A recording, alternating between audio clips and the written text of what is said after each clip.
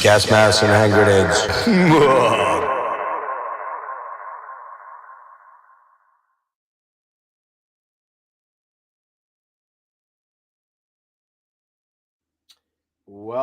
Welcome to Gas Masks and Hand Grenades. I am your host, Jeff. Look who I've got here with me, Mr. Alex Haddad from Dessiderium. We're going to talk some Dessiderium today. We're going to talk about the new album that just came out, and we're also going to talk a little bit about Atheist because some pretty big news going on there in about a week or so. Mm-hmm. Yeah, about a week, right? Last 6 days. A little less. Yeah, 6 days it starts. Yeah, kicks off. The tour kicks off. Well, let's just hit that first, since that's happening in a few days. Alex is in a bunch of different projects.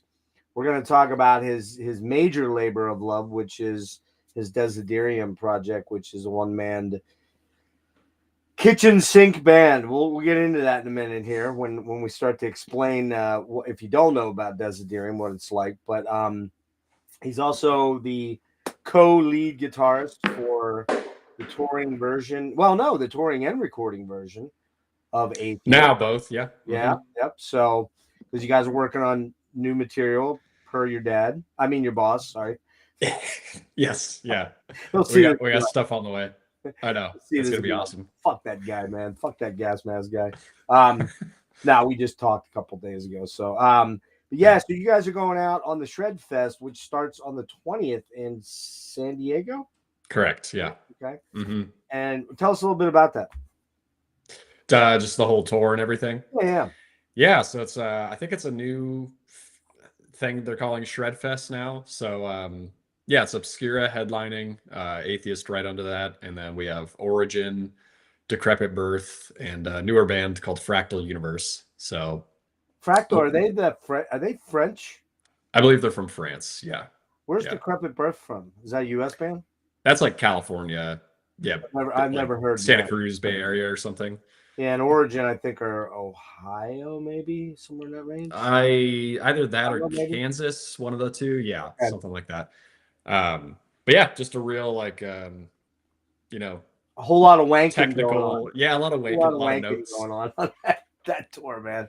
Fest, you guys aren't all on the same bus though, right? No, I'm not totally sure what the bus situation is yet. You'll find out.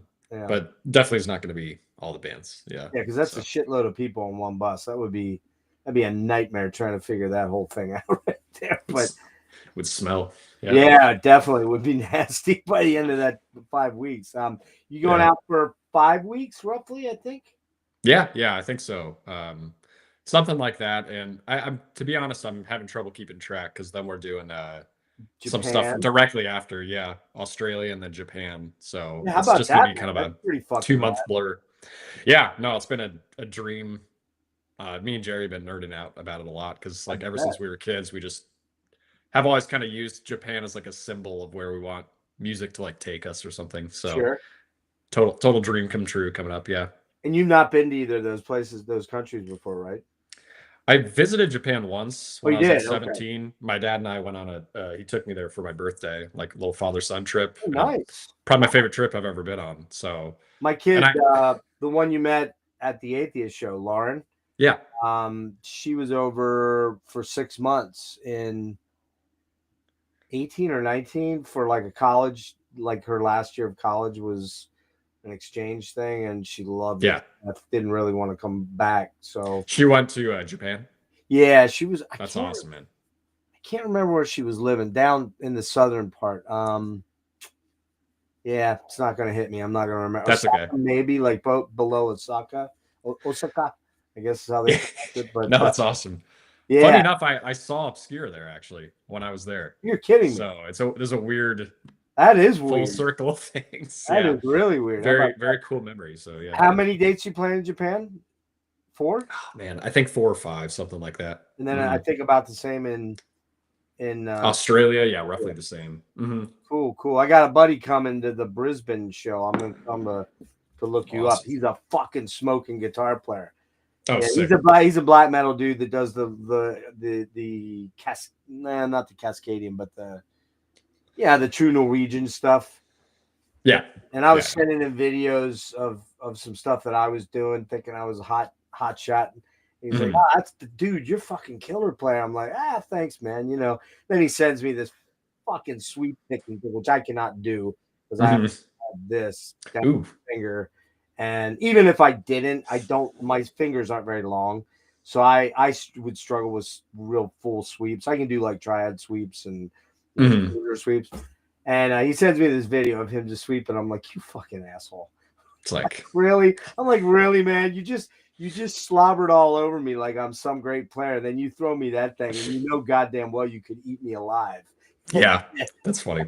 I feel like sweeping has that effect more than anything. Like it's the technique that like pisses people off sometimes. It does because some of us, especially us old cats, we just can't get our head around it. All you young guys that have been playing for, and I know you're not super young, but you're like early 30s, right? So I mean, you've been doing it for a long ass time, and you learned early on, and it's like, it bugs me. So yeah. Fuck all you guys. Anyways, moving on. That's how I feel about the Tosin Abasi like thump thing. Yeah. Once I saw the thump thing, I was like, I'm not even gonna practice that. Yeah. Well, actually, if you think about it, though, he kind of stole that a little bit from Eddie, man. Eddie kind of had that on Mean Streets a little bit, doing not to that level, not to that right level, but you know how it goes, man. There's always, no matter how much, you got to be confident in your own playing and feel good about what you do. Because there's always going to be some 12-year-old kid that like smokes your ass on Instagram or something, Yeah, exactly. Reality. So, but anyways, the reason we're here to talk today is about your new album.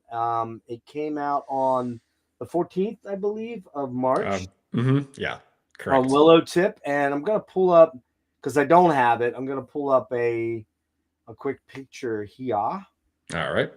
And I think I accidentally said this was your third album in the write-up that I did on Instagram, but it's actually not. It's like the fifth, right? Yeah, that's a common misconception, just because the first two albums, like, they don't appear on Spotify or any streaming services. So okay, yeah, you have to go to the Metal Archives or like Bandcamp to see the first two albums. So there you go. You got some cool Adam Burke artwork, which I'm pretty sure. Did Adam do the recent Ancients album? Are you familiar with Ancients out of Canada? Not too much, no. Kind of very Opethian.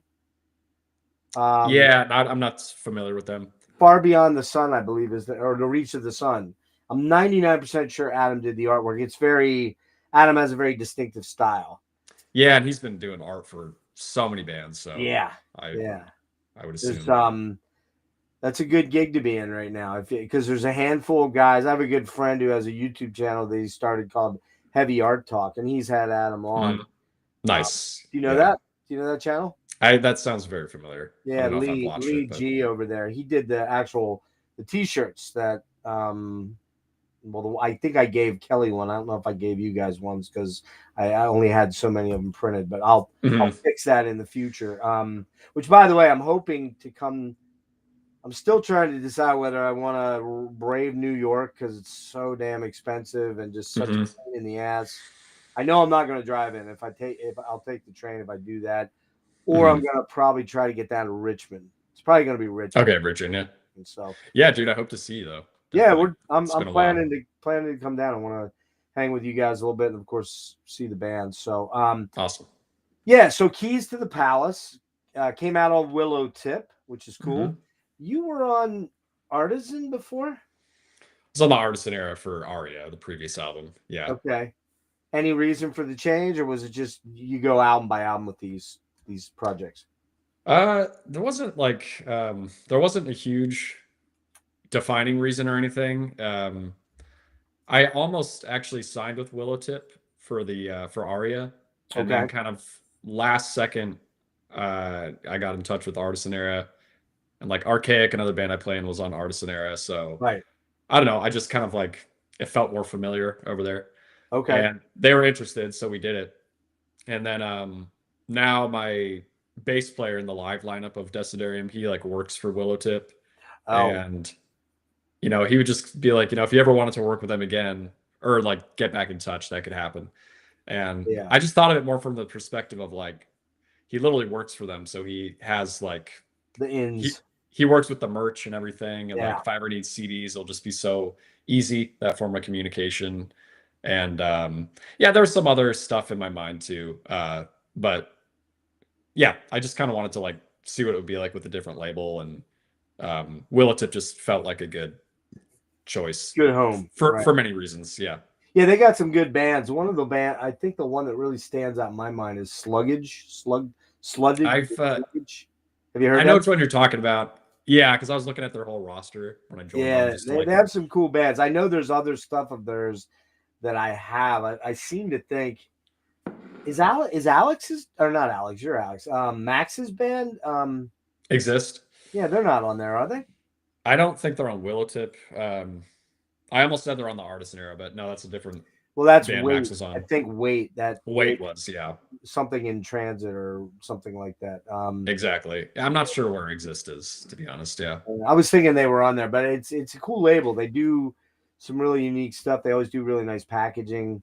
Yeah, and they've been branching. That was actually another reason I wanted to sign with them. I noticed like they put out that Abstract Illusion album and Countless Skies, both bands that are maybe not exactly like Dessiderium, but just more kind of like colorful progressive metal stuff. And Right. Willowtip, I had never really associated them with that sound before, but it's cool to see them like branching out. It seemed like those releases were doing really well.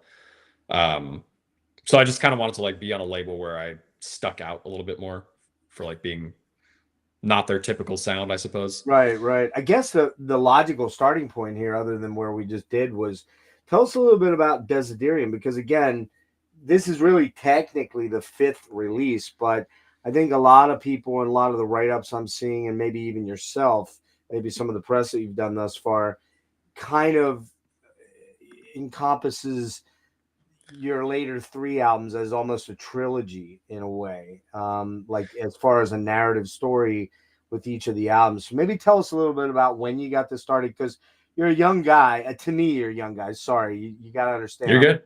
I just turned 59, so I'm an old man officially almost. I'm 29, so yeah. I mean, you and getting older Lauren. soon. Lauren's going to be 29 too here in August. So it's like, Really?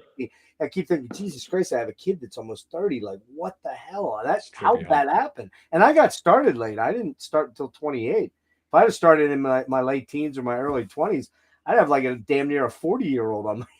Yeah, that's crazy wild. to think about. But tell us a little bit about the origins of the project. I call it a project. It's a band, but live it's a band, but in the studio it's you predominantly. Yeah, I call it a project too. Yeah. It's kind of a bedroom project. So jump into that whole thing. Yeah, I mean, I guess like the first 2 albums, those were both written all in like high school. So that's what I wanted to have them like done by the time I graduated high school. That was always the plan, but that just didn't happen. When did you start playing though, Alex? If I can interrupt, when did you start getting into music really intensely and then diving into the instrument thing? Yeah, I started learning when I was like 12, guitar and bass, 11 or 12, and then I started writing music pretty shortly after. I got like really obsessive about it by the time I was like 14, 15. And so that's when I was writing like the very first Dessiderium album. And then like 15, 16, I was writing the second one. And I was always like, all right, I'm going to release the first album by the end of my junior year in high school, release the second one by senior year.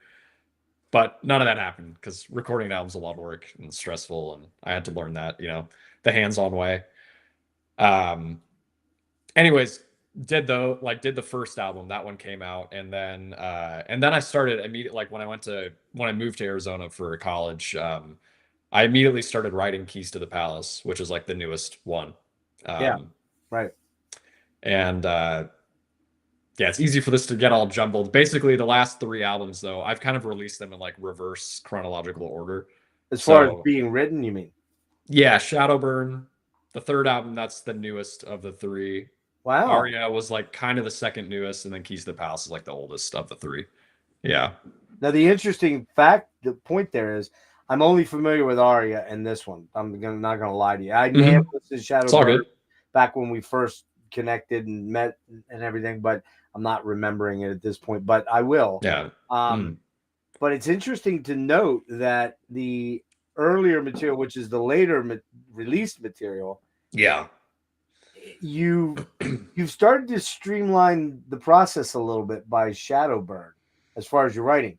Some of the songs are considerably shorter than they are on this one, where they're much longer. I mean, you got some long ass songs on some of these 2 albums, right? And I mean, it's in that, I wouldn't necessarily say it's Dream Theater-esque at times, but you've definitely like, what were your influences? Because the big one I hear, the big giant one I hear, and Nate already said, I'm not familiar with Winter Sun, so maybe that is a big one there, but I don't know Winter Sun. Huge one, yeah. Okay, that's Yari. Is that Yari? Okay. I don't really know them too much, to be blunt with you, but that's the other one would be Devin Townsend, and in particular, the Epicloud through maybe Epitaph, that era of hugeness, and even really going back, because like even to like Deconstructed, or where there's just these massive tracks of, and this is a compliment, okay? Take it as a compliment. Go for it. There's kitchen sink stuff going on, man. There's a lot. I was going to ask you. I read someone comment the kitchen sink thing. That was my first time hearing that expression. So, like, what does that mean? It's just layers. Well, just bringing everything in, man. Every influence you possibly could, like, multi-layered guitars, multi-layered vocals, multi-layered harmonies, multi-layered synths, orchestrations. Right. There's another band too. Are you familiar with Wilder Run? Yeah. Okay. That I hear some similarities there, only mainly from the orchestral side of things, right? Because this is an area of music that you got to remember. I'm an old head, man. Like, I started listening to Yes in 1978 or 76, when I was I was probably like 10 years old. Like, they were one of the first bands. Rush, the OG sort of prog bands that, Genesis, stuff like that. So coming to this stuff, it's not generally the stuff that's in my wheelhouse normally. But I have to say, I was not only very impressed with how you're putting this stuff together, because I don't think I have the brain space to be able to just hear these multi-layered, it's impressive what you did with this. And thank you. And I would this be an everyday listen for me? Probably not, because it's a lot to take in. You know what I mean? Yeah. It really is a lot to take. This is not an Autopsy record. This is not, this is not an Undergang record or something like that, And so from that standpoint, right away, I immediately thought of Epicloud and Epitaph. I'm like, okay. And I'm a big Devin guy. I go all the way back to Ocean Machine and, the early stuff when he was. In fact, I saw him with Steve Vai back on the when he was in Steve Vai's band. That's awesome. Yeah. Which was fucking insane, man. I mean, like, not a lot of people can say they saw that. Yeah. So what, and when you're putting the, okay, you just said Winter Sun. What are all the other influences that you feel are part of the stew that creates the sound that is your sound? And it is your sound. You definitely have a unique sound, but you're, as well as I do, you're pulling from many different sources of inspiration.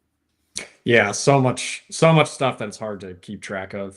And honestly, I've also like felt kind of like a dumbass in some interviews when people ask me about my influences, because I have like my core ones, like when I was first learning instruments and stuff. But I think when I was like, I don't know, ages like 18 through 23, I was just I was like a big stoner and just always listening to music just 24/7. So there's a lot of stuff during that time that influenced me deeply. I just haven't really kept track of it. You know what I mean? Okay. Like bands like who? I'm just curious.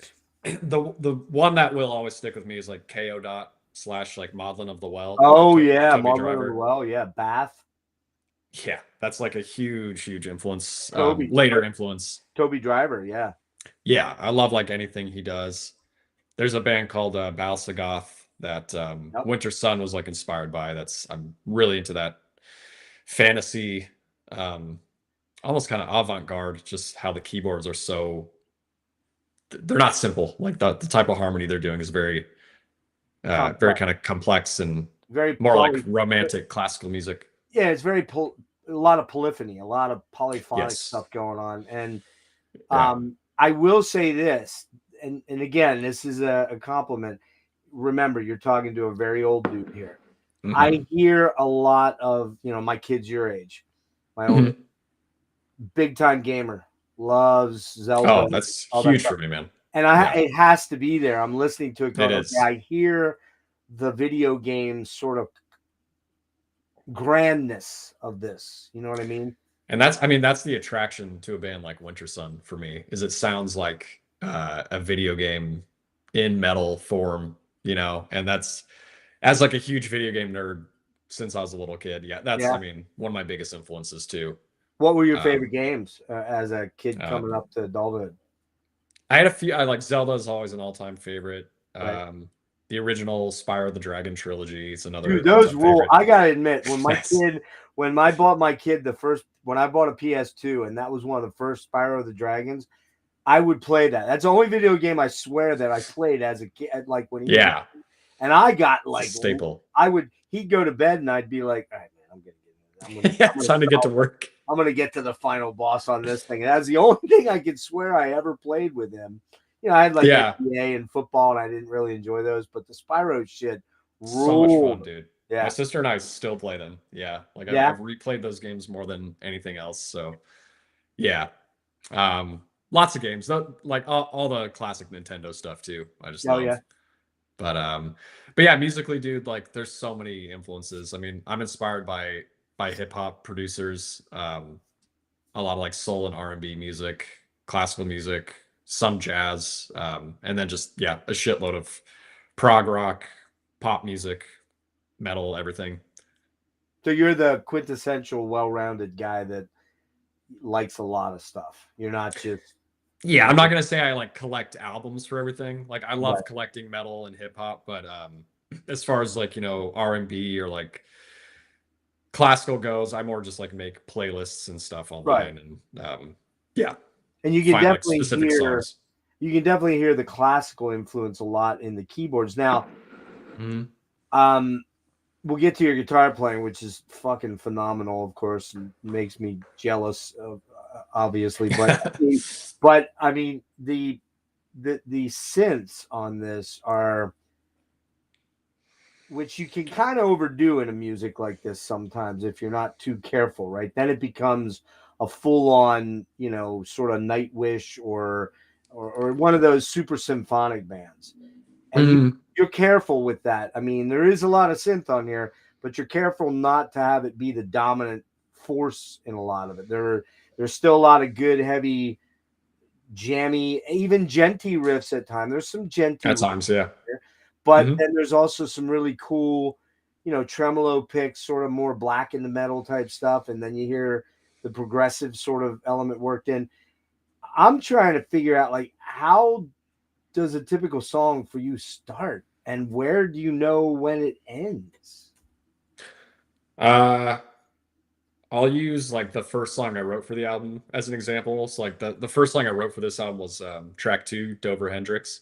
Okay. And I remember I was in the dorms at the time, and I was like sitting with my guitar, and I wrote one riff like and then I was experimenting with going beyond just like typical harmonies and like started writing like parts where like one guitar was playing one riff and another kind of a counterpoint thing, but Okay. more just like two independent riffs that when you put them together create this big thing. So that's what I did. Then I created this other guitar part that started much lower and was crawling up. What I'm trying to get at is that riff, I like became obsessed with it. And so pretty much with everything I write, I start with like one riff or one something, just some idea that like I get really addicted to listening to. And then it's just like I need to hear more of that. Okay. And so you just start writing around that. And like It the just more it just pieces, morphs. Just morphs. yeah, so basically the songs are kind of like each song, if you go through like each riff, that's like a riff that I've like obsessed over at some time. And so I like to create these like big 10-minute, 15-minute pictures where it's like I can focus on just like 1 minute of the song if I want to and just like go crazy for that. Mm-hmm. Or if like from a listening standpoint, if you kind of like eventually access the entire, find the whole song accessible, digest it. Sorry, I can't think.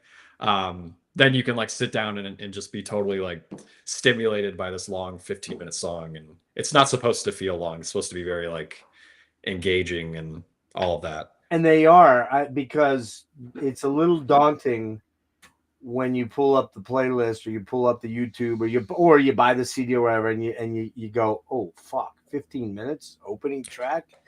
Yeah. But right. the weird thing about that is though that when you think about it, some of my favorite bands of the 70s were doing that. Like Yes is Close to the Edge, or Relayer, the Gates of Delirium, or Supper's Ready, or there's a number of things, Lark's Tongue and Aspic, or what. There's Dude. you know what I mean? There's a million. No, I saw like I use all those. To me, that whole era of prog, that's like the definition of just like you sign it for something epic and like grandiose, but you don't get any of your time wasted. Like there's not like 10, 15-minute buildups or Right. long things of silence, like Long ambient passages or something like that. yeah, to just like cheapen, to fluff up the times. Like that, you don't get your time wasted with those. Like it's a 17-minute song, Close to the Edge, but it flies by because every single second of it is like perfect. Yeah, it's intrinsic to it, or that, like my favorite is Relayer with Gates of Delirium. I mean that one of the best, man. And then you get to the soon part in it where you're just like nothing. For people that don't know that part of that song, oh, it gives me chills. It's the most epic, most beautiful moment in music for me. There's no nice. Sorry, man. There's no Rush. All my favorite bands. That part of that song where John Anderson is doing yeah. I can't get up that high, but it's just it brings me to tears. That's literally me, my friend, one of my friends. We've had that exact talk about that part. I mean, I just get teary-eyed and I'm like, oh man, I gotta hold it together. It's just yeah. So, and there are a lot of killer moments on this that are like that where you're like, whoa, oh, that was wicked. And of course your lead work is stellar, and I'll give you a big compliment from your dad. Your dad. He's tripping me out. Yeah. he was talking. We were talking one night. I just gotten home from the Alcest show. We were talking about new material and stuff, and he's like, yeah.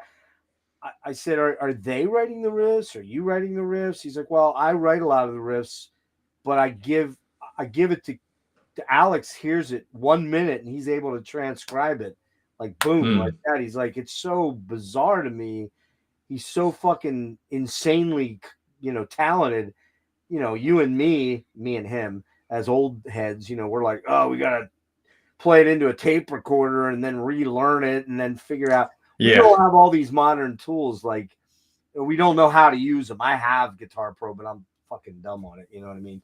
Like you young cats came up with all this technology that helped you create the brainwaves in order to do this kind of stuff. So, but you can really hear it on here, dude. You're ripping on this thing. It's like, wow. Thanks, man. Yeah, I mean, those are like the tools I grew up with, So guitar, I've been learning or working with Guitar Pro for as long as I've been playing guitar. So it's like just kind of a part of what I do, Yeah. You use that for your lessons then for your students?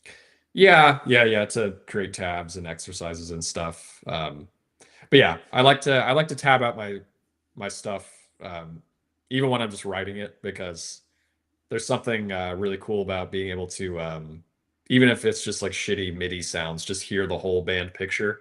Yeah. And I can like go to a coffee shop and like work on music be very comfortable and like stress free. Yeah. So I like working that way. Now, to record this album, I'm assuming you did this pretty much all in house on your DAW. Yeah. Mm-hmm. So you didn't go into an actual studio and create. Okay. What about the drums? Was that all? That was all done computer wise too?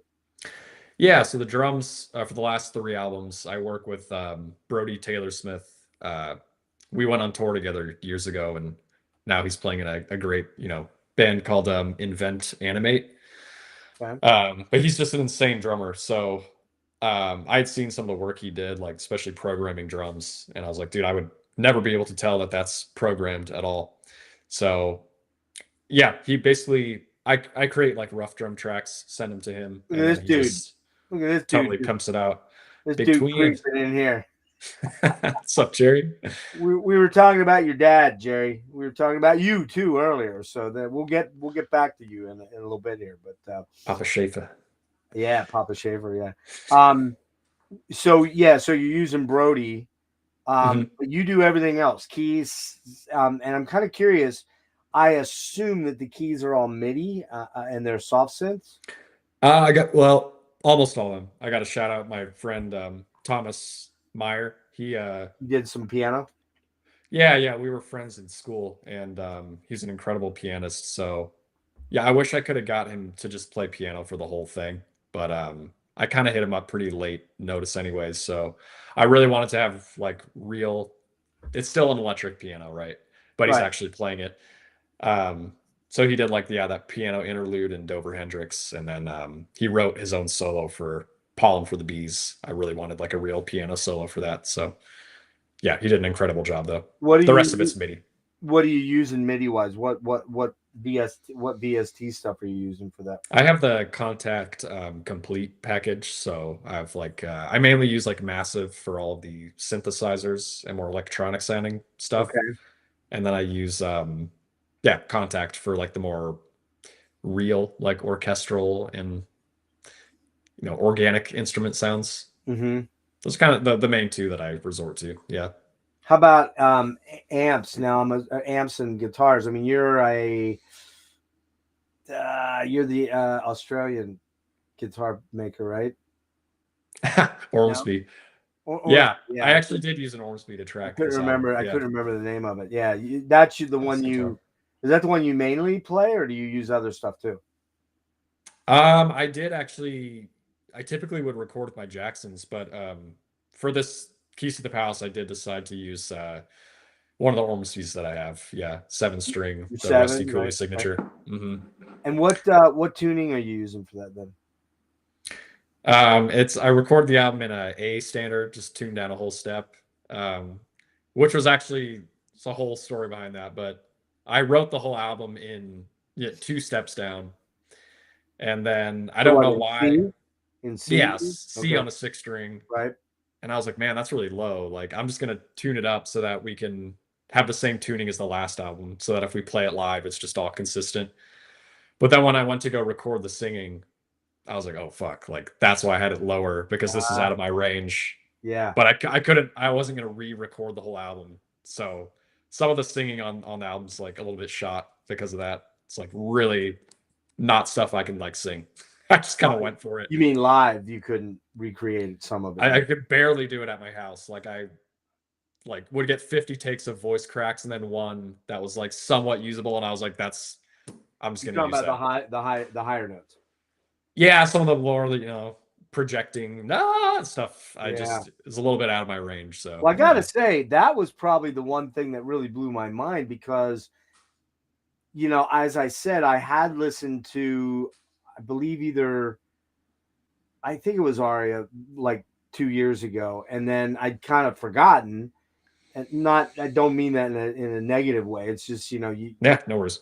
World around us, you get overwhelmed with stuff, and I didn't have a physical, so it wasn't like I could throw it in the. Well, I can throw it in the car. See, I sound like an old boomer here, because it's like I get in the car, and I have an older car, so I have like an old Alpine deck in there. But it does have Bluetooth, but I always forget about the Bluetooth. I'm so entrenched in this is the way I did it. I have to have a physical thing to slide in the It's deck. better that way. Yeah. I think it is I personally. would really miss having a CD player. Yeah. Then again, it's all digital anyway. So, but the point is that what I was kind of blown away by was your vocals are fucking insane, dude. I mean, you're not only doing the clean highs that are multi-layered and multi-tiered and whatnot, you're also doing a black rasp and even a little bit of a death thing, sort of, kind of. I mean, it's I wouldn't call it like, I wouldn't exactly call it like, you know, Chris Ryford. God, why am I struggling here? Chris Ryford, like death growl, but you got some growls in there, you know, that are pretty significant. Like, and again, I heard a lot of the Devin Townsend vibe. You know, when Devin does that, you know, that crazy sort of scream he had, you had some of those in there. I'm like, how? Like, I don't how like knowing you and talking to you, I'm like, how the hell did he do this stuff? You know? Yeah, I'm like more comfortable with the harsh vocals because I've been doing them longer, I guess. No, I've been singing, but I never really like practiced singing, you know, evidently. But with the Yeah, growls, dude, I think it I've been sounds practicing. amazing, man. I really do. I Thanks, man. wouldn't have known that the higher stuff and the cleaner stuff was more of a struggle for you than the other way around. Yeah. I mean, yeah. I guess on the previous albums, like the singing parts I wrote, they're a lot more simple. This one, I wanted them to be more, you know, a little more present. So Epic. epic and honestly poppy. Like a lot of the vocals were more inspired by some of the pop music that I was enjoying at the time. So yeah, just kind of trying something new. But yeah, the growls are very inspired by, like, you know, Yari from Winter Sun with the highs and Mikkel from Opeth with the lows. Yeah. Kind of my two big influences. Yeah. So guitar wise, like now, as far as what we're hearing on the album, were you miking cabs or was this all plug-in stuff? Yeah, so I just record. I use Axe Effects, and Okay. I just have like a reference wet tone for myself, and then I send Mendel, who mixes and masters my albums, send him the DI. And I was just talking with him actually. He told me that he reamped it with the EVH 5150 Stealth. So that's what you're hearing on the album. Sounds fucking good, man. It sounds really good. Yeah, the guitars are really loud on this one. It's cool. Yeah, they're in your face and very crunchy and very pristine and clear as well too. I've got a short hair. I got one of these, and again with the boomer thing here. What is that? I can't see it. The quad. Oh, Quad Cortex. Yeah, those are awesome. And yeah. I feel like I need like an aerospace engineering degree to use it. I'm like, yeah, I don't get it. It's too complex. I was always used to just shit like this, which, by the way, if you want a great HM two-tone for $30, right there you go. I've never But I have that, like yeah. all the old Line 6 stuff and a lot of Boss pedals from back in the day. And I've got some rack gear that I sold most of it, but I still have some Lexicon Reflex. I have like a delay unit and whatnot. And I'm one of those guys that has no idea what I'm doing. I just plug in and take it until I find a sound, you know? I mean, with the Quad Cortex, like with stuff like that, you can just, I don't customize any of my tones either. I just use presets and then tweak them. So yeah, and that's really nice. The quad, so many good presets. The quad's great because it's very, the GUI, the graphic interface is very easy. You don't, but it's still a struggle for me to know where to go. You know, I'm like, yeah, if you want to change anything, you know. So I get that. So how the write up that I saw this is that you really have you been recording this for 10 years, literally, or there's some of these songs that you wrote 10 years ago? Are there pieces of that, or have you redone everything recently before it was? You know what I mean? Yeah, it wasn't like an active writing process over 10 years or anything like that. I wrote most of it probably like 2014 to like 2016. I don't know. But I started, I mean, the ending track, Keys to the Palace, like I remember the whole first 4 minutes of that song and then another piece of it from part 2. I wrote that when I was like 16. So I guess you could say it started back then. And that's when I had this like started getting this vision for what the album would be, and it was more Devin Townsend-y sounding compared to the other stuff I was writing. More progressive, more kind of theatrical. So yeah, it's just been sort of like the bulk of it was finished by like 2015, 2016. Wow. But then I just kept like track 1 and track 6 I kept working on throughout the years. Especially the final song that like took me, there's so many different iterations of that song. It took me forever to finish that one. So is and again, I don't know that you answered it. Maybe you did, but how do you know when a track's done? Like how, like, do you ever really know, or can you?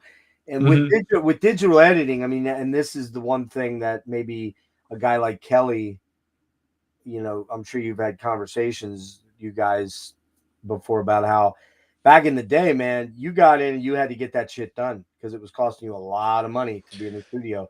And yeah, you had to live with shit that sometimes you were like, that's the best we can do. exactly. Now with digital audio workstations, you can fuck around forever. I mean, you just keep. Yeah. Yeah. So maybe it is harder to be like it's done. But as far as the writing process goes, to me it's done when like I one of two things. Like if I can hum an entire song in my head and it's just feel like, I don't know, it just sort of like all the lines connect in my mind. And then it just like a light bulb goes off and I'm like, oh shit, that's done. It's like finishing a puzzle, sort of. Okay. It's like puzzle complete. Or if I'm like keep listening to it, like demo versions of it, I'll typically like something will keep sticking out as like awkward sounding or kind of like take me out of the flow. And so once I get to the point where I'm listening to it front to back and it's like there's no stuttering of thoughts or anything, I'm just like, man, that hits, you know. It feels like finishing a puzzle, I would say. Yeah, so there's a linearness to it that you know, you feel like you started a day and you arrived at D or whatever, and now you know you're kind of done. With this kind of like with this kind of album where it's like an adventure, yeah. When I write more like verse chorus stuff, I'll try to write that stuff in like 1 or 2 days just while I'm like feeling the inspiration. But for these more like progressive journeys, I guess, yeah, it's more like laxed the way I write it. Like I don't I let it grow over time naturally. You don't put any limitations, in other words. It just happens as it is. It's funny. I said to Jerry the other night, I said, hey man, you guys got to chill out with dumping all these killer riffs on these 2 albums that you just put out, because you got to come up with some good shit for Atheist. Kelly's gonna be like, yo man, like, where's my riffs? You know, we have no shortage of riffs for the Atheist stuff. Yeah, that's great. He did send me some stuff last year, but I don't know whether it's stuff that you're working on now. But but the point that actually brings up another question that my buddy Tom Sundgren asked me to ask you, and now I will admit I don't know the Archaic stuff. I know you have that band. I'm just not familiar with it. And then you have another one. What's the other project called? Nulling. Oh, Nulling Roots. Nulling Roots. Okay. And then you've got Atheist. So you got 4 or 5 projects now that you're kind of, and bands that you're juggling in one way or another. How do you compartmentalize like what riffs might go where? I.e., you know, obviously what you're writing here on this Dessiderium really doesn't sound anything like Atheist for the most part. I mean, there's some fast bits that you could go, okay, that's kind of tech deathy, but you know, how do you? Totally different. Yeah, very different. How do you? And I don't know, but I don't foresee Atheist ever doing like an 18-minute song. I just don't see that happening. I don't think so. I don't see Kelly getting down with that. But yeah, how do you? You know the question. How do you put it together? Like where's the inspo come from? And how do you know this belongs with that and that belongs with this? Yeah, no, that makes sense. Yeah, Atheist is extremely collaborative. It's the most collaborative thing I've ever done. So I've kind of learned I don't need to sit over here and try to write a whole Atheist song myself, because the second we go and work it out in the rehearsal room together, it's going to completely change. Okay, right. I've learned with that band, it's better to like present just an idea.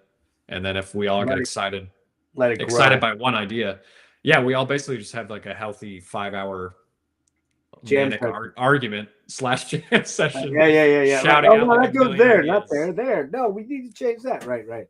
And it works because we can like the second someone has an idea, within like 30 seconds we're playing the idea because we're just really quick at picking stuff up. So that band just totally has its own process. With Archaic, it's gotten more collaborative. So because I'm a lot busier now, I don't really have time to like write crazy. I mean, I can. I just don't have that natural drive to like write some insane tech death song alone. So Okay. Jared, the founder of the band, he's been like coming up with a lot of ideas. I come up with a lot of ideas. Our new bassist, he's come up with some amazing ideas, and we've kind of written the new album more collaboratively like that. Mm-hmm. Nolan Roots, me and the guy Cameron, my friend, we each write our own songs. We both like really are fans of each other's work, so we just kind of trust each other. Like it's more of a black metal kind of band, so it's like okay, I respect your vision for it. This is what I'm going to do for it, and then we just put each other's songs together for an album. And then Dessiderium's just all my. It's kind of become the project where it's like all the weird shit that other. Oh, your craziness, yeah. Where my bandmates would be like, "That's too weird." Like that's what Dessiderium's for. It's all the quirky, funky ideas. Just kind of my personality in its purest form in music, you know. Yeah. Yeah. Nate's got a quick question about Kelly. Does he ever play it on guitar? Yeah, Kelly still plays. So Kelly sends us riffs all the time. He has like folders with like hundreds of riffs. His thing is I can't remember exactly if it's like carpal tunnel or yeah, it's carpal tunnel, I believe. It's carpal tunnel. Bursitis, one or the other, yeah. Something like that. Yeah, he said he can play guitar fine when he sits down. He just can't play standing. So in the rehearsal room, no, he doesn't. I mean, he'll sometimes show us a riff, but typically he's not holding the guitar in hand. But yeah, he writes a shit ton of riffs, though. Yeah, he does. I've heard some of them, so there's some good really good cool stuff stuff, that he's going to use if you guys are going to expand that into songs at some point. And oh yeah, I'll have Kelly on at some point. We'll talk more about what's going on there, maybe after the tour.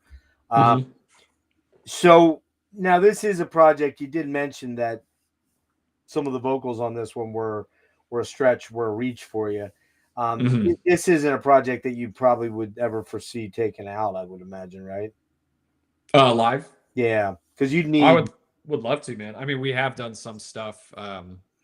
We did a really short run in 2022, I think, with another amazing band called Tomaroom. And then we did I did a double duty tour with like Archaic and Dessiderium last year. So we want to play more on the road, actually. But I would say all the synths though are going to be tracks, though, right? Oh, backing tracks. Yeah, is what I meant. I guess that's what I meant was you would struggle to put this on in live format like as the record, because otherwise you'd have like, you know, an orchestra, multi-piece orchestras out and the whole 9 yards. Yeah, so it would be a bit of a struggle there. And which is very different from Atheist. Would be very different because Atheist is 100% live feral. It's real shit. Yeah, man. Which is why it's so fun to play. I bet. Exactly. Yeah. So do you have anything else coming out that you're working on that are the other projects that I didn't mention? Yeah. So I just started recording the Archaic album, the new album. And then Nulling Roots actually just finished both of my songs for that new album. So that will probably be done much sooner. Okay. That album's really, really special. So I look forward to sharing that one. What label's that on? We've been inactive for like 6 years. So okay. We'll probably just roll independent. We were on Prosthetic a long time ago just for one album, but we're not super like active with it. Like, so, not like pushing it to tour and stuff. Yeah, just more of a labor of love thing. Yeah, we just want to make, special music. So, and then beyond that, Dessiderium, I'm almost done recording the next album. It's just wow, a few more things I have to do. So, yeah. Wow, you're already ready to put something else out? Yeah, I'm getting ready to. So, I don't know when it's going to come out, but it's been recorded for a very long time. So, wow, holy mackerel. Yeah. So you have some pretty full hard drives apparently then. Yeah, I gotta clear them up all the time. I guess, was there anything that you wanted to note that I didn't ask you about Dessiderium? Like, was there anything you wanted to get across that I maybe didn't ask you about? Um, Not off the top of my head. No, I No. thought Okay. your questions were solid. Yeah. When and you said this is on 7. Do you find you write a lot differently on a 7 than a 6 Um, as a guitarist? And I say that yeah. the reason I ask that is my kid has a Kiesel 7. It's a Hmm. beautiful guitar, like all custom built. I cannot get, I don't know what it is, man. Old again. I got the olds, I guess. But I cannot seem to get my fucking head around 7 strings for some reason, other than just chugging Hmm. on the B. You know what I mean? Like, I just Hmm. always am like, what do I do with this? And forget an 8 or whatever. It's like, come on, man. I like that's Yeah, yeah. way too much to That's a think lot of about, you know? strings. But do you find that you write differently and play differently on a 7 versus a 6? Yeah, yeah, a little bit actually. Now that I think about it, I think like Shadowburn is a good album to use that because like all the 6 string songs are a little more black metal-y sounding on that album, Okay. and then not all of them, but and then all the ones where I use a 7 string, they're more like riffy, and so I think generally on a 7 string, because I'm like focusing more on the lower register, and I'm not a chug guy really, so I just end up like riffing in a low register on a 7 string. And because of that, like way the B string changes, you can't do like a normal bar chord shape on a 7 string. Yeah. Right. The relationship of the strings is different. So I tend to gravitate more towards like riffy stuff rather than chordal stuff. And then on When a you say six riff, string, when you say riffy, are you talking arpeggiated stuff, or are you talking more just bar like yeah, like just power more chord stuff? power chords with like lots of stuff in between, notey Okay, stuff, notey stuff. techie, I suppose. Yeah, yeah, yeah. Whereas on a 6 string, I tend to like always, you know, play lots of like jazzy chords and stuff and build stuff that way. So, but it's not, I mean, it's not like, a strict black and white thing. But yeah, Who 7 strings, I tend to be a little more riffy, I would say. who are your favorite? Like, and I don't know if I asked this, and maybe I did. I don't recall. It's too long ago for me to go back and remember what I asked you with Jerry. But Mhm. who are some of your dominant influences as a player? I mean, Guitar player. Yari sounds like Yari is one of them. Um, He's probably my favorite guitarist of all okay, time. okay. Yeah. He's a, yeah.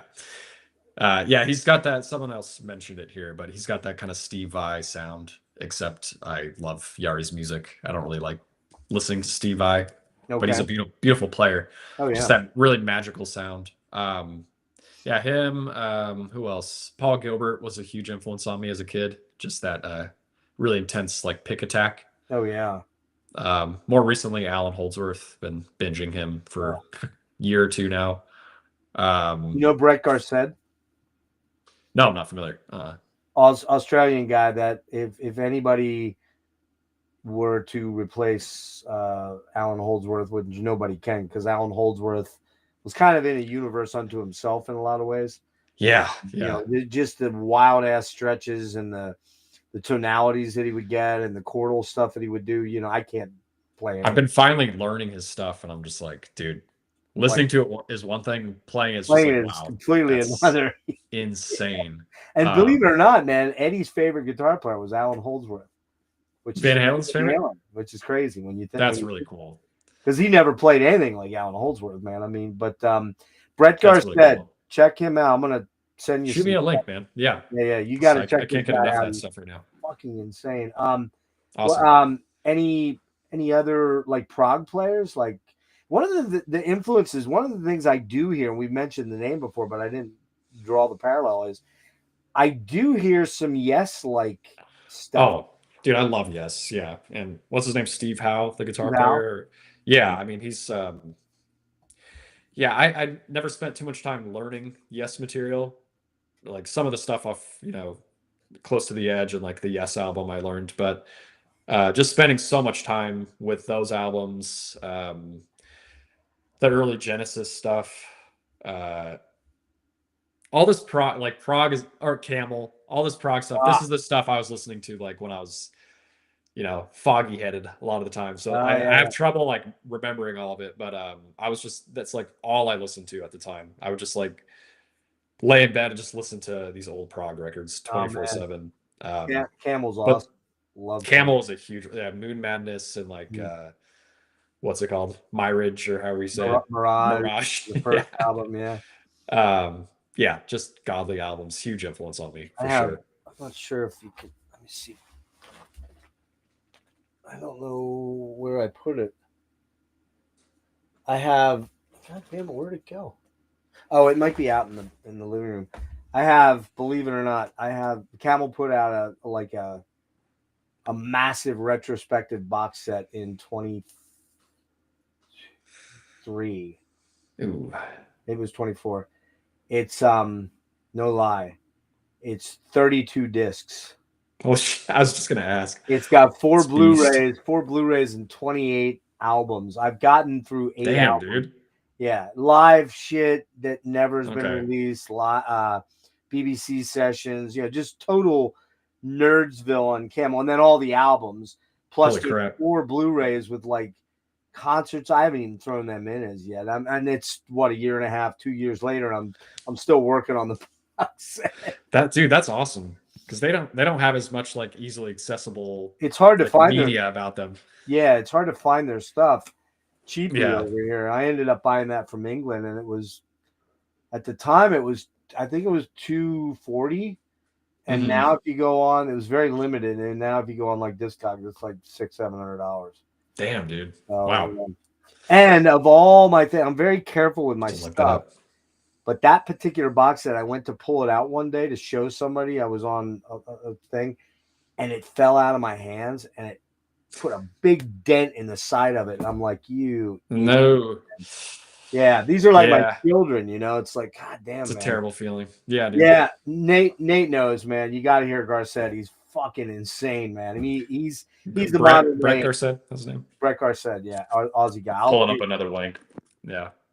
But got it. Yeah, so I think, let me see. I think I got everything. I do want to say that, beyond the fact that we know each other and we met and hung out a little bit, and you guys are just the best. I love you guys. Like, just hanging out with you guys 2 years ago, you were so kind to us, and I think you had a big eye moment because you were like out on like this big tour across the states, and that's the Cynic tour you're talking about. Yeah. Is that the first big like nationwide tour with Atheist? Yeah, right. And had you done other stuff though?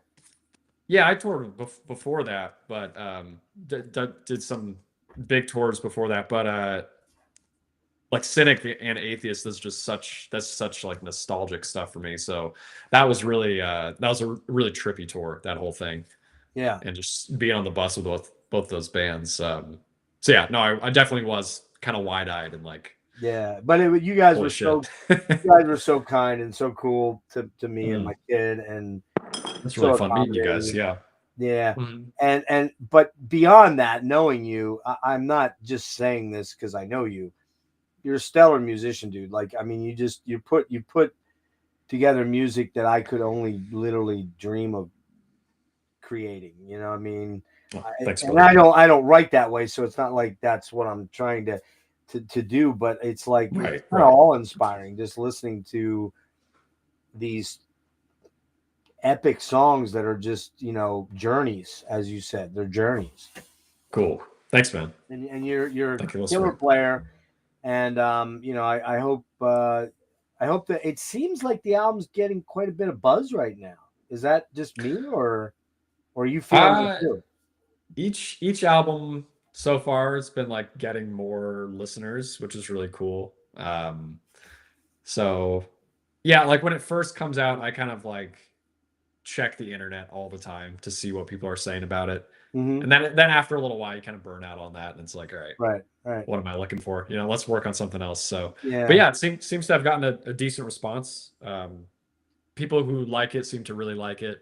People who don't like it seem to really not like it. So but I like that polarizing thing, Well, okay, so that brings a great question. You said you were checking the internet, maybe looking at people that either posted on YouTube or Willowtip put it up there, and you're seeing the comments and everything. And I would think, I know a lot of guys in the music biz that have been in it for a long time. And they're like, I don't fucking look at that shit, man. I can't, but you're a young guy and it's important to you. And therefore it's hard to not go, well, I just want to just take a peek. Well, yeah. And like in those bigger bands, I think like you don't even look for it and it's in your face. So you probably want to like, right. But I mean, I have to look for it. Like for example, I'm friends with Steven Wilson, and he's been doing this for 30 some years. And one of the things put out his new album, right? Yeah. Yeah, it's great. Have you heard it? No, I need to. Yeah, but it's good. It's really good. I think I prefer Harmony Codex a little better. Okay. But I dig this one. It's cool. It's again like your stuff. It's a journey. 19-minute songs. They're just one long, cool, 2 long pieces, right? But there was a point in time way back in the late 90s, early 2000s when I first met him that he would engage with people. And I remember one particular guy in Israel was just total dick, like just a total dick about this. And they kind of got into it going back and forth. And then this was even before Porcupine Tree had an actual website. This was on something else. I don't remember where it was, but some Yahoo group or something. That was kind of the early message boards, Okay. And when PT got a U.S. manager and In Absentia was brewing and all that stuff was happening, he stopped reading and stopped looking. And he told me, he's like, I do what I do for me. And I realize I'm going to win some fans. I'm going to lose some fans. And that's the nature of the trip I'm on. And it's what I love to be mainstream radio and everybody fawning over me, maybe, but I realize that's not really what I do. So I'm cool with that. But here's the question. When you're looking early on like that, and be honest, okay? Are you kind of more looking for the shitty comments than you are the good comments? Because the good comments, you're like, oh, cool. Okay. Yeah. Oh, that guy. Fuck that guy right there. Is that how it works for you? Oh man. That's a funny question, dude. No, you're good. I'm trying to actually think I had to put it into word. Well, obviously I want people to like it, right? So sure. I'm looking for just what I mean, I like seeing people really nerd out. So if they compare it to the previous albums or talk about what they like, I mean, the more in depth, the more fun I have reading it because I really want to know what someone's experience with it was. Sure. That's why some of the reviews annoy me when I can just tell that they listened to it once and they just are writing a review just to have a new review to put out. I'm like, yeah, waste of time. But some people do really good write-ups, whether it's bad or good. Just I like to hear people's honest thoughts. So no, I mean, I'm looking to see who's enjoying it, right? Yeah.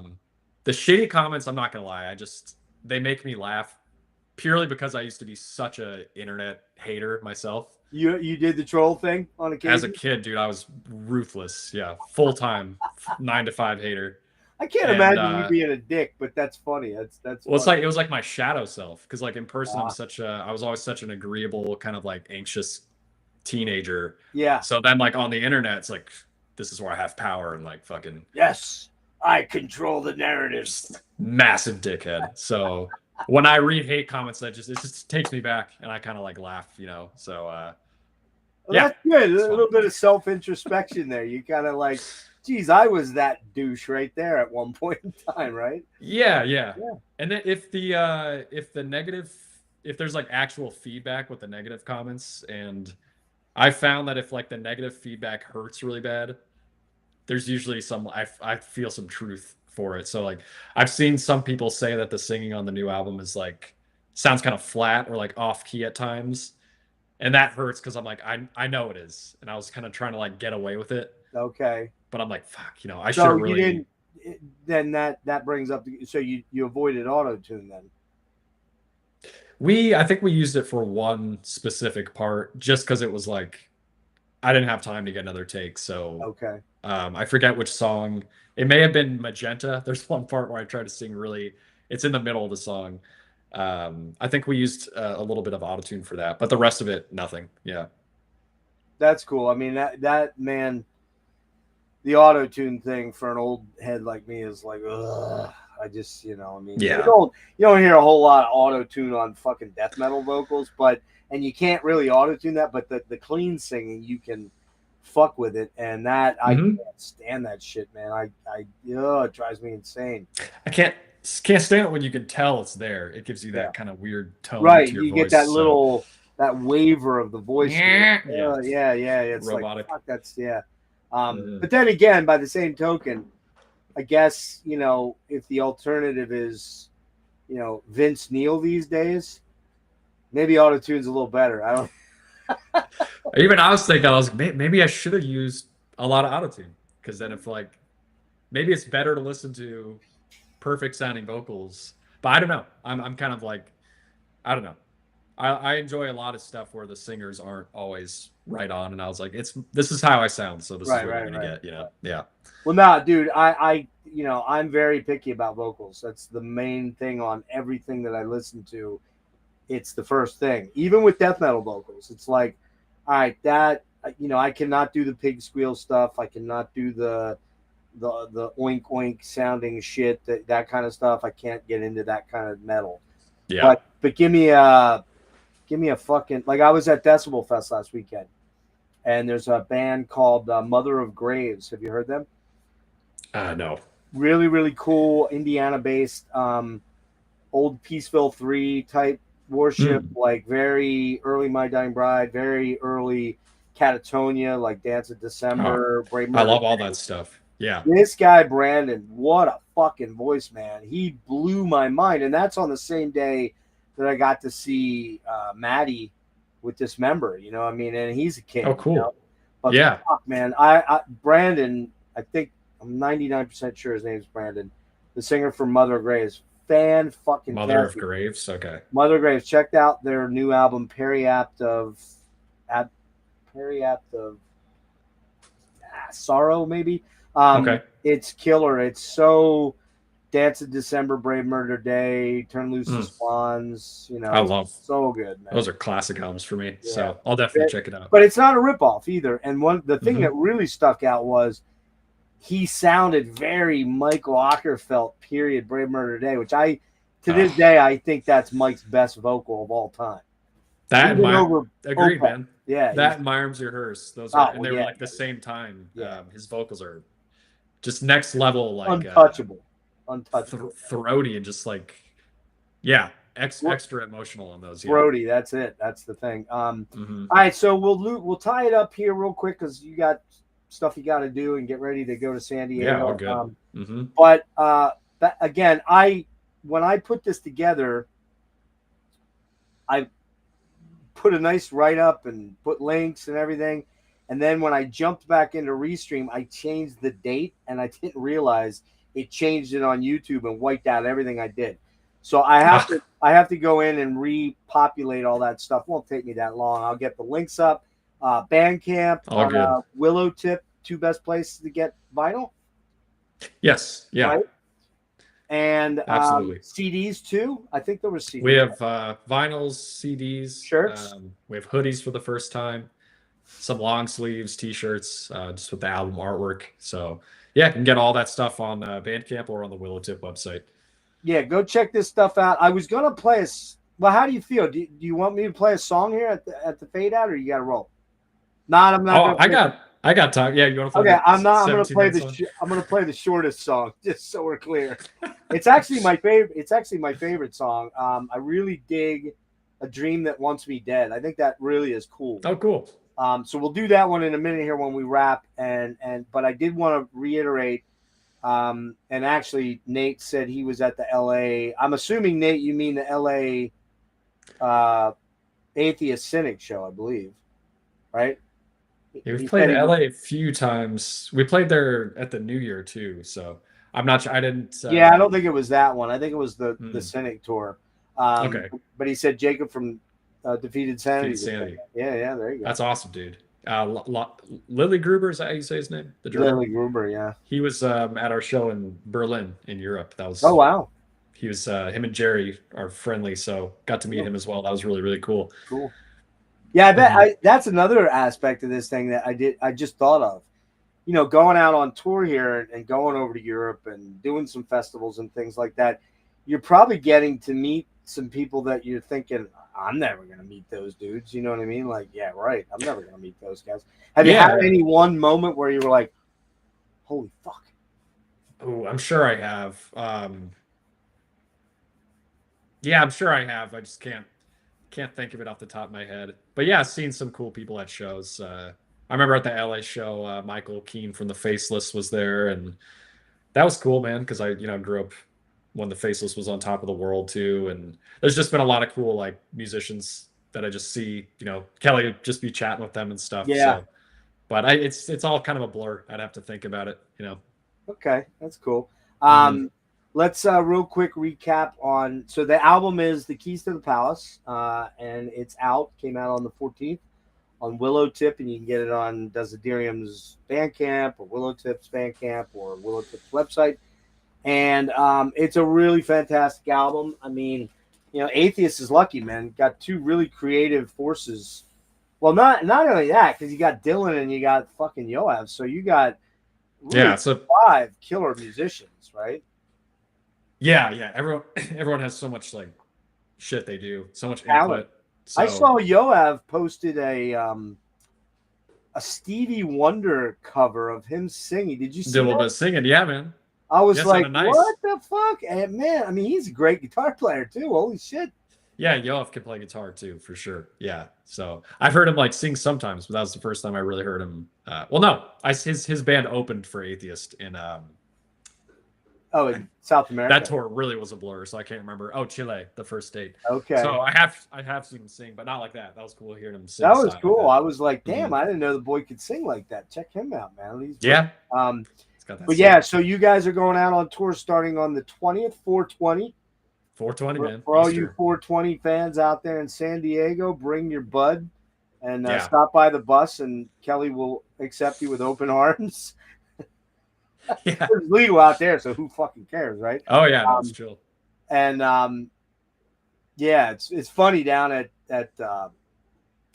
MDF when you guys got in that night, the night before the pre-fest. I came down and he and I went out to dinner. We went out the night before. Oh, cool. And he's like, "Hey, do you got any weed you can bring down?" I'm like, I might just be able to take care of you, sir. Although it's legal, it's illegal here, but yeah, Maryland's still, huh? Yeah. Well, Maryland's legal now. Maryland's legal now. Is it recreationally? Yeah, that's recreational. Pennsylvania's still medicinal. So, but Gotcha. yeah, so you guys are going out. You're going out with Obscura, Origin, Decrepit Birth, and Fractal Universe, and that's the Shred Fest for about 5 weeks. Yeah, something like that. So and I'm hoping to catch up with you guys at one of the 2 semi-closed shows. I'm really not happy that there was no Philly or Baltimore show. It's weird. Yeah, we're missing. I mean, there's a shit ton of dates, but yeah, no Utah either or Idaho. So those are tough markets over there. But you would think Philly or Baltimore, pretty big markets. Not Baltimore, we usually play. Yeah, Philly, I've never played Philly actually. Weird enough. Haven't you really? No, we always play like Reading, Pennsylvania, or you played at Reverb? Pittsburgh. Did you play at Reverb? I think I've played at Reverb before. Yeah. With who were you with? Was that Archaic? Yeah. Wow, man! I just saw Mayhem there 3 weeks ago. Mayhem and Imperial Triumphant.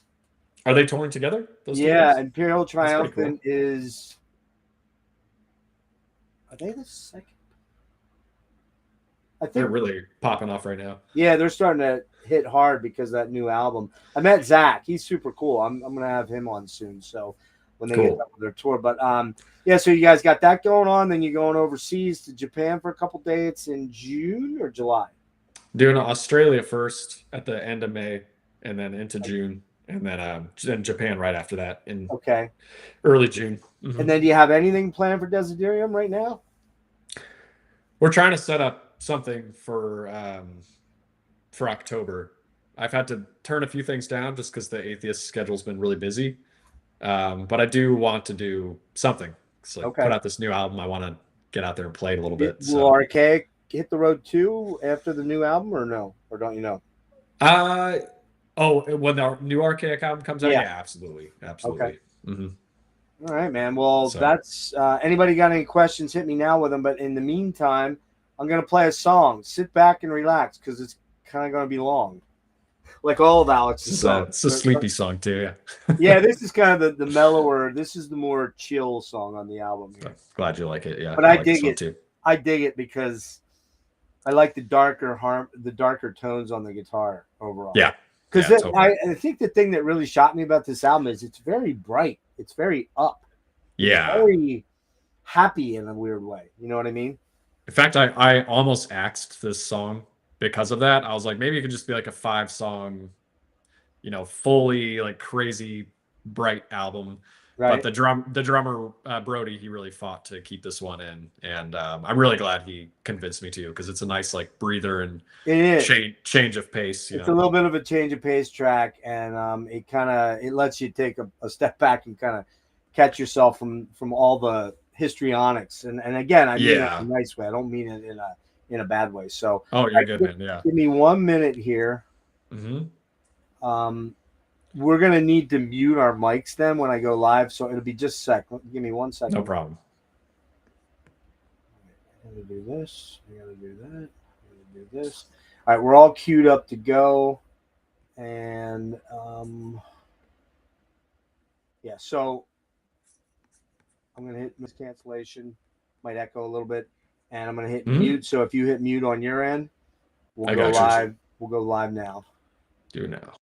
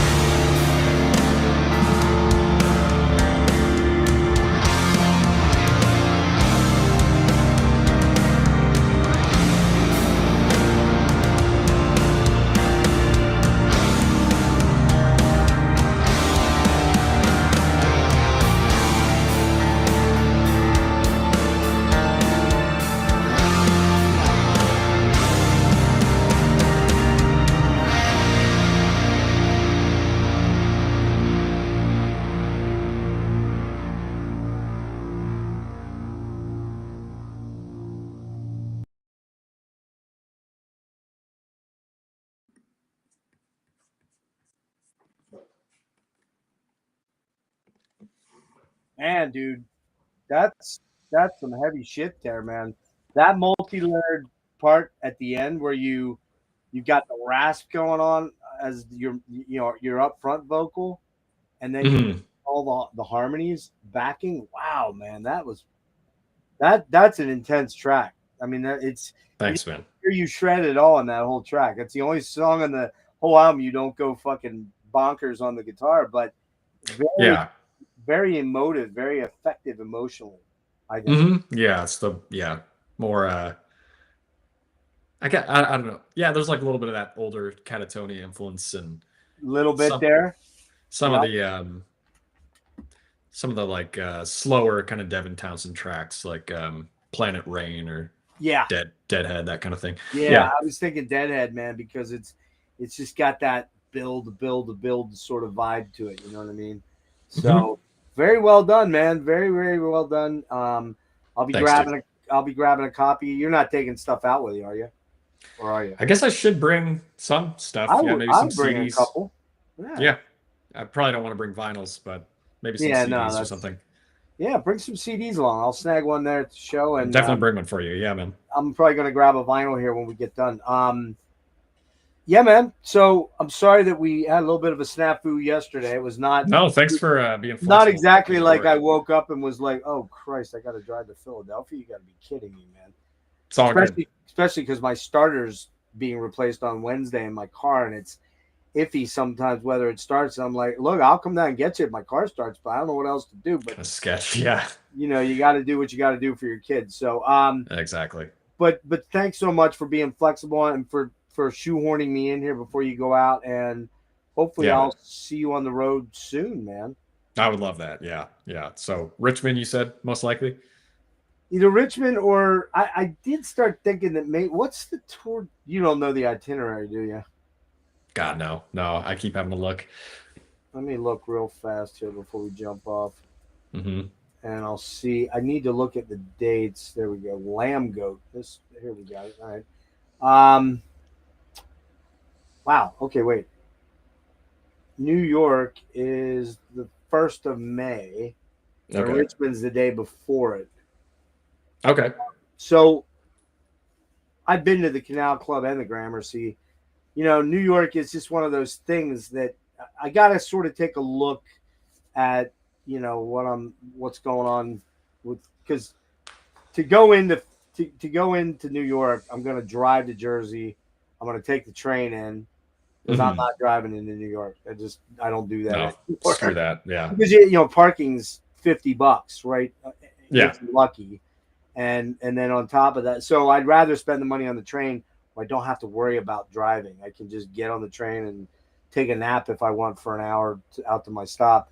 Of course. The Canal Club, I've been there a long time ago. I saw ISIS there, and back when Virginia was still a smoking state. Thankfully, it's not anymore. But that's a long drive for me. That's about 3 hours. So I'm actually Mm. leaning more towards the New York gig simply because I don't have to drive at all. Okay. Yeah. One That'd of be great. those two, I'll be at one or the other. So, Awesome, dude. all right. Well, Hang on 1 second. I believe your partner in crime probably had to dip out, Jerry. But Jerry, if you were listening, thank you for Saturday night. Love you, buddy. You're awesome. love you, Jerry. Your new album rules, just like Alex's new album is killer as well. You guys are That talented. new Ancient Death is coming out in like 4 days, I think. Friday. The day I'll be seeing him. Yeah. Yeah, So that'll be actually, it exciting. is. It's the day you guys get out in San Diego, I believe, right?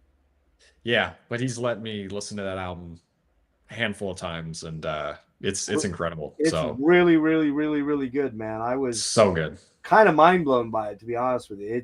Yeah. It's definitely these two albums are going to be in my running for end of the year type stuff. So Oh, cool. very, very, very cool stuff. So give me 1 sec, Alex. We're going to end there. hmm And thanks to everybody that was here. I don't think I have anything planned for a while. I'm taking a few days off here, and we'll see what we can put together. But no interviews or upcoming deep dive stuff. I gave you guys a lot of content, so go eat that stuff up. And again, go to Willowtip or Dessiderium Bandcamp, and you can stream the album there and check it out. And listen, don't be a dick. Buy it. Don't be a dick. Buy it. Amen. Help these guys out because they're not getting rich off this shit. This ain't Metallica stuff here, guys. You know, help these young, semi-starving musicians out. Thanks, All right, dude. man. Hang loose one.